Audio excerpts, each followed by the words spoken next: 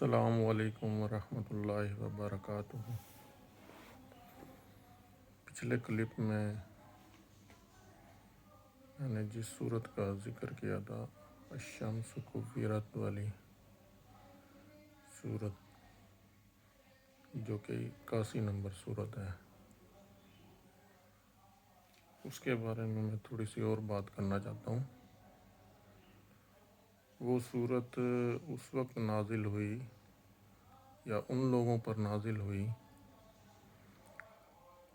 جو کہ اللہ کے کلام کی طرف متوجہ نہیں ہوتے تھے، پیٹ پھیر کر چل دیتے تھے۔ آپ صلی اللہ علیہ وآلہ وسلم ان کو قرآن کی آیتیں سنایا کرتے تھے تو وہ اہمیت نہیں دیتے تھے، لاپرواہی سے چلے جاتے تھے۔ تب اللہ پاک نے وہ صورت اتاری وحی کے ذریعے، اور اس صورت میں شروع میں اللہ تعالیٰ قیامت کے دن کے بارے میں بتاتے ہیں کہ اس دن کیا ہوگا، مطلب کہ دوزخ لائی جائے گی گناہ گاروں کے لیے، جنت حاضر کی جائے گی، پتہ نہیں کیا کیا، مطلب ایک چھوٹی سی صورت ہے، اتنی بڑی بھی نہیں ہے۔ اس میں اللہ تعالیٰ نے اس دن کے بارے میں سب کچھ بتا دیا، اور پھر پیغمبر صلی اللہ علیہ وآلہ وسلم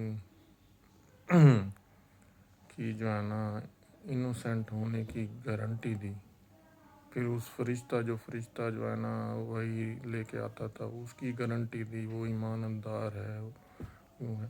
پھر اس کے بعد اپنے کلام کے بارے میں کہا کہ یہ جو کلام لے کے آتا ہے اس دنیا میں، یہ کوئی شیطان مردود کا کلام نہیں ہے کہ تم ایسے اس کے ساتھ کرتے ہو۔ پھر کہتے ہیں کہ اب جو آخری آیت ہے آخری آیت، اس میں اللہ تعالیٰ جو ہے سب کچھ سب چیزوں کا نچوڑ بتا دیتے ہیں کہ دیکھو، یہ جو دنیا ہے اس دنیا میں جو تم چاہو گے ہوگا، جس چیز کی تم محنت کرو گے، جس چیز کی سٹرگل کرو گے، وہی ہوگا۔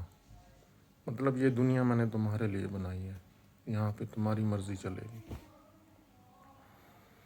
لیکن اس دن جو قیامت کا دن ہوگا اس دن اللہ تعالیٰ کہتے ہیں کہ اس دن تمہاری نہیں چلے گی، اس دن تمہاری نہیں چلے گی، اس دن جو میں چاہوں گا وہ ہوگا۔